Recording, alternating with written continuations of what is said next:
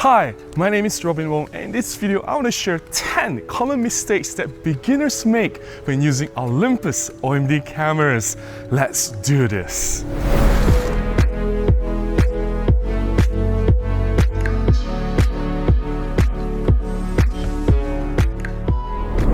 I have been troubleshooting Olympus cameras for many years. I have received numerous questions, comments, and emails. I have also conducted workshops and photo walks for Olympus Malaysia. I've dealt with hundreds and possibly thousands of Olympus users from all over the world. Now, these 10 commonly made mistakes in this video that I'm sharing is compiled from these encounters.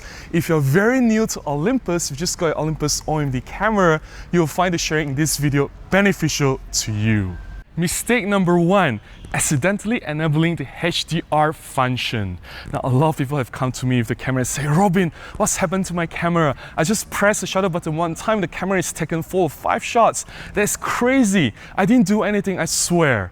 Now, depending on which camera you use, if it is EM5 Mark II, EM1 or EM1 Mark II, there's a shortcut to HDR at the top of the camera. Depending on how you hold your camera, you may have accidentally pressed that button and activated the HDR function without even realizing it. If you have activated the HDR function, the HDR sign will show up on your screen. You can see it quite clearly. And when you press the shutter button even just once, it'll take 4 separate images to be merged into a HDR composite. To make sure that this doesn't happen, you just have to turn off the HDR mode.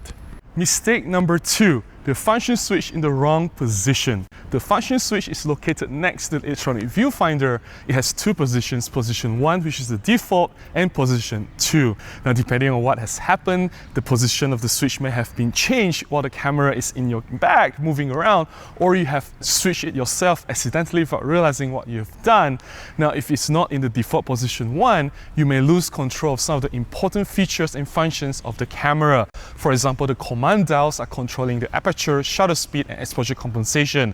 A lot of people came to me, Robin, I can't control the F number, I can't control the shutter speed, what's happened to my camera? Don't panic. All you have to do is just check that function lever and make sure that it is in a default position. Many people dive deep into the menu and try to solve the problem. They have spent like hours and hours but couldn't figure out.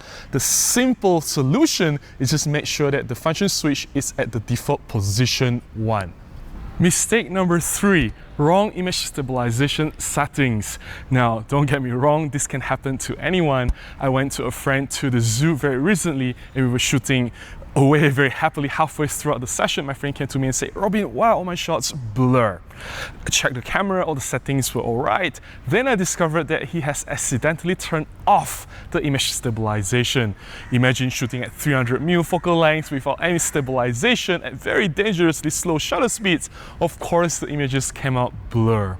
This can happen to anyone. Just make sure that the image stabilization is turned on in your camera and don't use SIS2 or SIS3 settings. The IS2 and 3 are for panning, and the camera will selectively disable certain axes from the 5-axis image stabilization to ensure smooth panning. And if you're not doing panning, this will just means that your image stabilization is less effective. Therefore, just use SIS Auto, and I highly recommend to use SIS 1.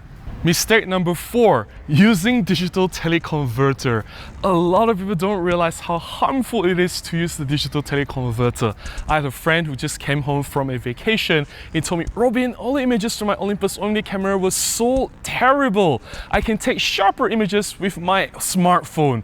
What happened? And I checked the camera. Yes, he has accidentally enabled the digital teleconverter. Now, if you use the 2x digital teleconverter, you will get much less resolution. Instead of, say, getting a 20 megapixel image, you only get effectively 5 megapixels. That is really bad, and yes, your smartphone will get better images than just 5 megapixels from your Olympus OMD. So don't use the digital teleconverter. If you have accidentally enabled the digital teleconverter, you'll see the icon at the top here 2 times. And of course, when you select the focusing point, it is much larger. It is unusually large. So just make sure the digital teleconverter is turned off. If you don't have the shortcut button, you have to turn it on.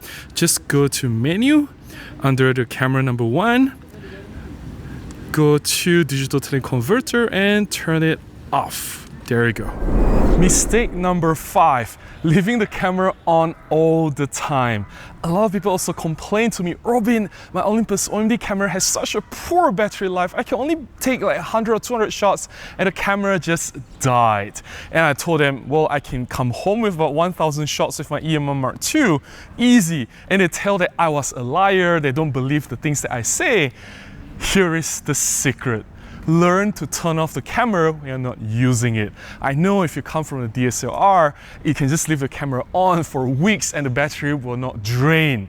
Those were the DSLR, right? It has a lot less electronics in comparison to the mirrorless cameras like Olympus OMD that definitely will be more power hungry. So one trick to ensure that the camera lasts much longer and give you that much more mileage is just to turn it off when you are not using it. Mistake number 6.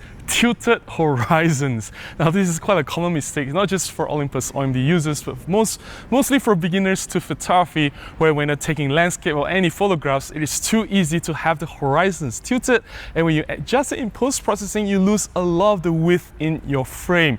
You may have accidentally cropped off some person's limbs or even certain important parts of the building because you're sacrificing the edges while you're straightening the image. It is best to make sure that your images are as level as possible. And there are 2 ways of doing that with the Olympus OMD camera. Either you use the level gauge or you enable the grid display overlay on your LCD screen or your viewfinder.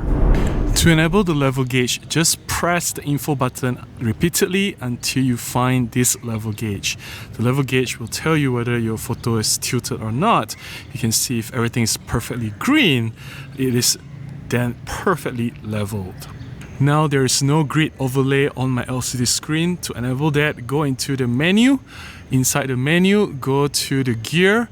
Under the gear, go to D3. D for display, display 3 grid settings. Display grid. Find the desired grid pattern that you want. Once you have decided on the pattern, then enable it. Now you can see that the grid is overlaid on my LCD screen. You can see this in your viewfinder as well. Mistake number 7, leaving the features on even when you're not using them. There are many features that is found inside your Olympus camera, and a lot of these features are very processing hungry.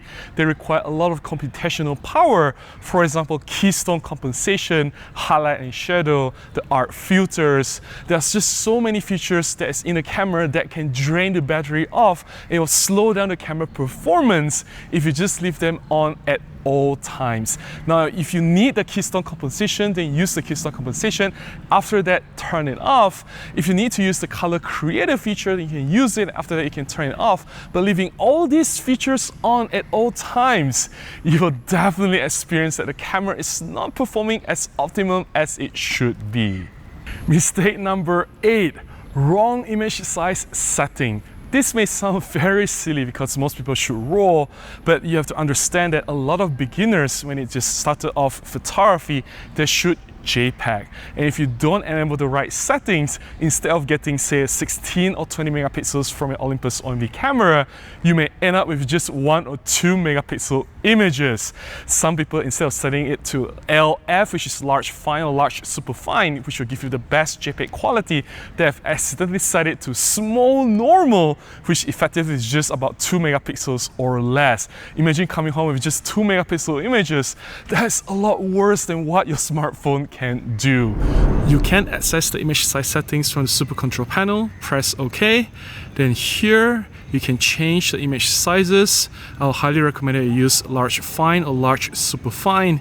Large fine is in most Olympus cameras. In newer cameras like the EM10 Mark IV, EM5 Mark III, or EM1 Mark III have large super fine by default. The rest is hidden. I don't want to go there, but if you're on large fine, large super fine, you should be okay. I generally shoot RAW, so there should not be an issue. Do not go to medium normal or even S in the custom settings. S means small, you get much less resolution. So stay with large super fine or large fine, you can get the full resolution for JPEG, or you shoot RAW, they have no issue. Mistake number 9, not understanding spot metering. I know that the professionals or the seniors will recommend the use of spot metering because it is very useful in some situations, especially very harsh lighting, where you just want to ensure that your main subject is properly exposed. However, spot metering is extremely sensitive. If you spot the area wrongly, your image will be severely under or overexposed. It is so badly exposed that there is no way to recover or salvage the images in post-processing. It is extremely dangerous to spot metering if you don't know what you are doing. And this video is made for beginners and mostly for newcomers to photography. If you don't really understand exposure basics, if you don't know how to control shutter speed, aperture, if you don't understand metering, using spot metering at such early stage will really screw up a lot of your shots. The spot metering only works at the center frame, center portion, a very small area of your frame. If your subject is not at that center of the frame, then high chance you will get poorly exposed photograph. Just be mindful. I highly suggest that you use evaluative metering instead of spot metering. Mistake number 10, accidentally enabling the AEL function. AEL or Auto Exposure Lock is a button that is placed just next to the electronic viewfinder. Depending on how you hold the camera, you may have accidentally brushed your thumb or pressed it without even knowing it. Therefore, once the AEL is enabled, the camera is disabled from auto exposure, meaning that the camera will not compensate for the changes of lighting conditions as you move from darker to brighter environment or vice versa. The camera's exposure has been locked, so it will definitely cause you overexposed or underexposed images, screwing up your shots. Just ensure that the AEL button is not pressed. You can look at your camera screen, just ensure that the icon AEL is not there. That's all the common mistakes I have to share in this video. I hope you've learned something useful. If you found any of this beneficial to you, please consider buying me a cup of coffee, or you can donate directly to my PayPal account. I'll put the links in the descriptions below on how you can do that. Any small contribution can go a long way and help me to produce similar videos to be published right here.